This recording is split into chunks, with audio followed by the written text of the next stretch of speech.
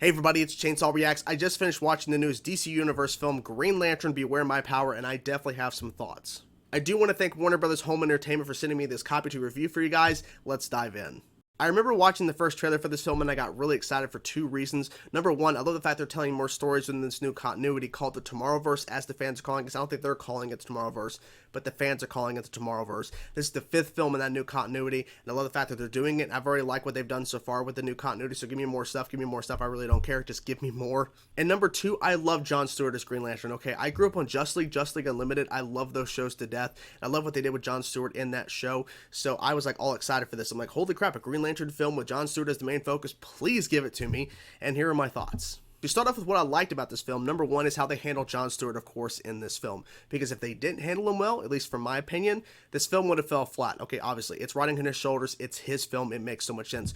But there's so much more going on top of course, introducing Jon Stewart and everything like that in terms of the story, that I could have seen where they could have lost their way, but I felt like they did a pretty good job with keeping him, of course, focused with all this other stuff going on that I wasn't really expecting, but I'll get to more of that a little bit later.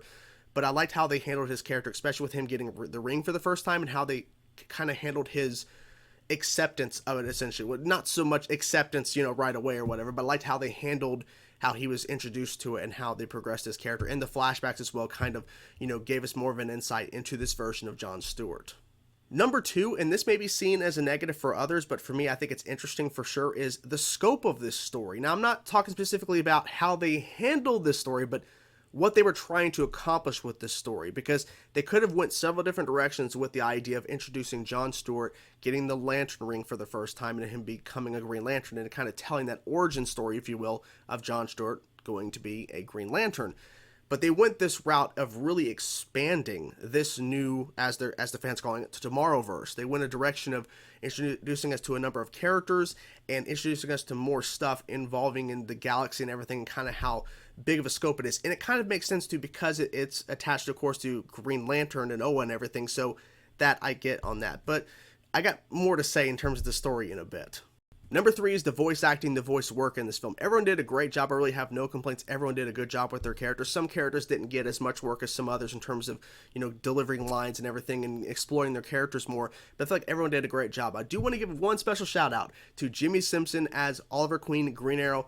Holy crap, I loved his portrayal. I really did. As soon as they introduced him, of course, we hear him in the trailers. But when they introduced him in the film, I'm like, yep, I know what direction they're taking this Green Arrow, and they did, and I freaking loved it. The fourth and final thing I want to cover in regards to my positives, my likes about this film, is of course the action scenes. This is pretty much a no-brainer because DC Animation knows how to execute great action scenes in my personal opinion. Now sometimes the scenes in terms of action can be better than others, but in terms of what they did in this film, it's good shit. How Jon used the Lantern Ring, how, of course, we seeing Oliver Queen using all of his different arrows and shit, and just seeing all the stuff they pretty much were trying to do in this film in regards to different characters using different abilities and different weapons and things. It was pretty well done, and I gotta give, a round of applause, because at least they know how to do that. In terms of, stories and stuff and how they execute certain things and character moments, that's a whole separate thing. But in regards to action, in my personal opinion, they know how to do that. Now, switching over to things that I disliked about this film. Now, I mentioned this a little bit earlier in terms of the scope of the story and the things I liked about how they were trying to expand all this kind of stuff and tell a really big, grand story. My negative in regards to this story is that I also felt that it did hurt overall this story involving Jon Stewart and what they could have done. Because with them expanding so much, it makes sense in terms of expanding the continuity of the Tomorrowverse, as fans call it, in this new continuity and all these films kind of tying in together.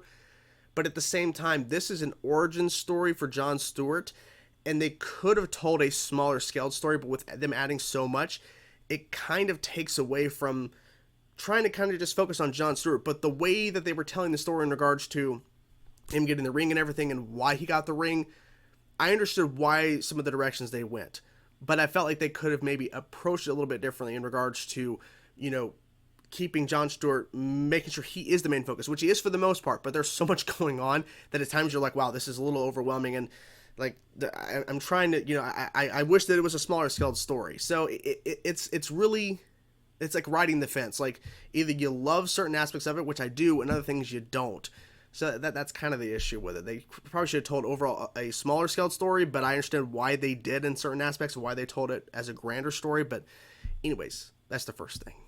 Number two on things that I disliked about this film is Sinestro. You see him right there? He was heavily promoted in this film, and not going into much specifics, but I felt like if you're going to have Sinestro in this film, that he should have more of a role to play in terms of the story, and he really didn't. Like I said, I'm not going to go into specifics, but if you're going to bring Sinestro in to this story, I felt like there should have been more going on in regards to maybe seeing him more, because you don't see him that much in the movie. I'm not going to go into specifics, but you don't really see too much of him. But what you do, I think, is interesting. I think the voice actor did a great job and everything, but I think they could have done overall more, and maybe if they would have approached and told a different story, then you could have had Sinestro more. But the way they went about it, the main focus is kind of on John, so it kind of makes sense why Sinestro wasn't appearing as much until kind of in the middle of the story onward. But still, I wish they would have maybe approached it a little bit differently and had him involved more and kind of seen more of him, but that's just me.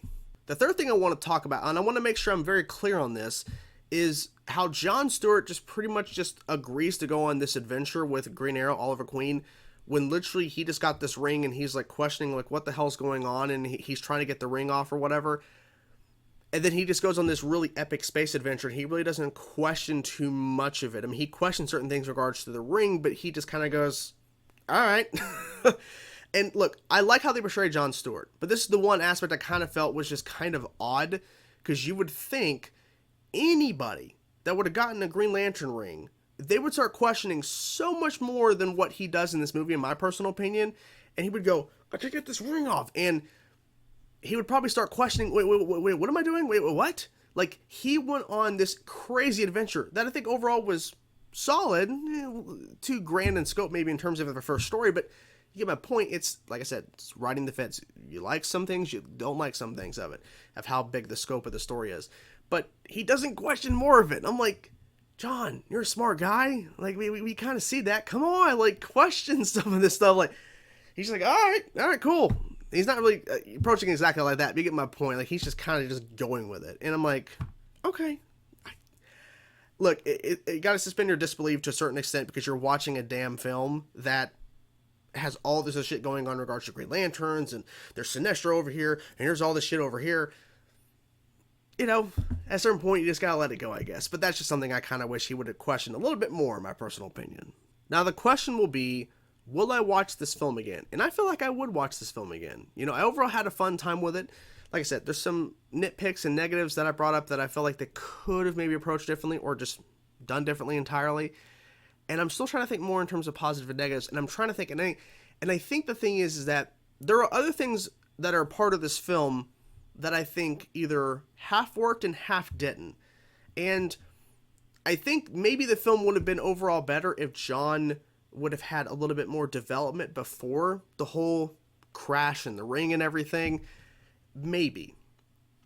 But I also think, too, that they have a limited time to tell this story. They can't tell a 2-hour movie, which I think you may also see that as, well, maybe that their films would be received better if they had a little bit of a longer runtime in regards to, instead of an hour 11 minutes, hour 15 minutes, they do an hour 30 or even 2 hours. Possible, but then the budget increases exponentially, and then you gotta, I don't know. Like, I felt like this film overall worked for me, and I'm definitely more excited to see what is going to happen in the Tomorrowverse, as they're calling it, because of what this film did and what it kind of established. Because so far with the other films, and now what the fans calling the Tomorrowverse, there's been a lot of setup for certain things, but there's also been other things that were introduced in this film. You're like, where did this come from? But now it's in the Tomorrowverse. Now the question is like what does the next film do? Like, the next film that releases, what does it do, and how does it tie into everything else? Because this film does a lot. So I'm just wondering, is the next film going to show John in the Justice League or something? I don't know. I don't know. I'm just kind of rambling at this point, but you kind of understand what I'm saying. If you've seen the film, you know what I mean in regards to they did a lot in this film in terms of the story and the scope. And you're starting to question, okay, so where does this go? And look, I'm excited because I love the fact that we're getting this new continuity. I've already said it, but I want to say it again. I like the fact we're getting this new continuity because Justice League Dark Apocalypse War ended on a really crazy, insane note. And now we have this new continuity, this new timeline, and I really appreciate it. I really do like it because we were wondering and questioning, are they going to create a timeline, a new continuity, if you will, of films that are interconnected? Because they're still telling stories that are not connected to this at all right now. Like, in terms of, they're separate outside of this continuity, but they're still telling stories in this continuity, so that's kind of cool. We're getting both, right? And they were doing that before, but you get my point. So, Green Lantern Beware My Power, overall, is a solid, fun film. I had a good time with it. There's some things I wish they would have done differently. Maybe the story could have been smaller in scope. But I had a good time with the film. I love the fact that Jon Stewart is down in the mix. We have a Green Lantern in the mix. We had a huge story that really encompasses a lot of things, and that could tie into more stuff later. I feel like there's going to be some major ramifications of certain things that go down in this film that's going to, we're going to see return in some sort of aspect later on in the continuity of these films. But have you seen Green Lantern Beware My Power? Have you seen the film, guys? I'm curious to know, what did you think of it? Did you like it? Did you dislike it? What things did you like? What things you didn't like? I'm curious to know your thoughts, guys. Whatever thoughts you have, let me know in the comments below. I'll talk to you guys soon. Peace out.